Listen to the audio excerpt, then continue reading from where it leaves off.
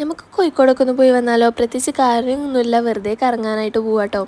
ഞാനും എൻ്റെ വലിയ ബ്രദറും കൂടിയാണ് പോയിട്ടുള്ളത്. ഇപ്പോൾ രാവിലെ തന്നെ അരിയെടുത്ത് പാലത്താട്ടോ ഞങ്ങൾ ബസ് ഇറങ്ങിയിട്ടുള്ളത്. അങ്ങനെ ഞങ്ങൾ കുറച്ച് നേരം ഇങ്ങനെ നടന്നു പോയിട്ട് ഫസ്റ്റ് തന്നെ ഞങ്ങൾ ഗോകുലമാലത്ത് പോകാനാണ് പ്ലാൻ ഇട്ടത് കേട്ടോ. രാവിലെ തന്നെ ആയതുകൊണ്ടാണെന്ന് തോന്നുന്നു അധികം ആൾക്കാരില്ല, പിന്നെ അധികം ഫുഡിൻ്റെ ഷോപ്പോ കാര്യങ്ങളോ ഒന്നും തുറന്നിട്ടില്ല. ഞങ്ങൾ കുറച്ച് നേരം അവിടെ പോസ്റ്റ് അടിച്ചിരിക്കുന്നു കേട്ടോ ചെയ്ത്. കുറച്ച് നേരം അവിടെ ഇരുന്ന് റെസ്റ്റൊക്കെ എടുത്ത് ഫോട്ടോസും വീഡിയോസും അങ്ങനെ കുറച്ച് പരിപാടിയൊക്കെ കഴിഞ്ഞ ശേഷം ഞങ്ങൾ താഴത്തെ ഫ്ലോറിലേക്ക് ഇറങ്ങിയിട്ടോ.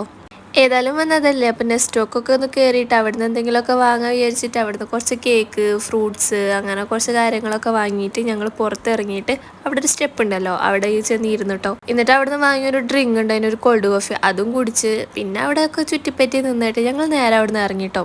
പിന്നെ ഞങ്ങൾ ചായ കുടിക്കാനായിട്ടോ പോയി. രാവിലെ തന്നെ ഇറങ്ങിയോണ്ട് നല്ല വിശപ്പുണ്ടായിരുന്നു. രാവിലെ ചായ കുടിച്ചിറങ്ങിയതല്ലേ, ഞങ്ങളൊരു കടയിൽ കയറിയിട്ട് ചായയും കല്ലുമ്മക്കായ ലെയിമൊക്കെ കുടിച്ചിട്ടോ. അങ്ങനെ അതൊക്കെ കുടിച്ച് കഴിഞ്ഞാൽ ഞങ്ങൾ നേരെ SM സ്ട്രീറ്റിലേക്ക് വിട്ടു. അവിടെയാണ് നല്ല വെയിലേനു കേട്ടോ.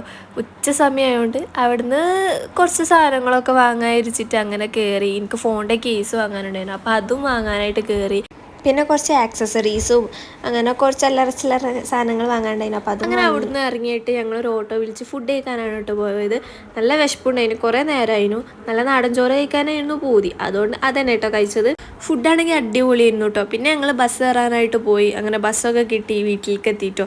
വീട്ടിലെത്തിയപ്പോഴാണെങ്കിലോ നല്ല മഴയൊക്കെ പെയ്തിരുന്നു കേട്ടോ. അപ്പോൾ ഇത്രയേ ഉള്ളൂ. Okay, by.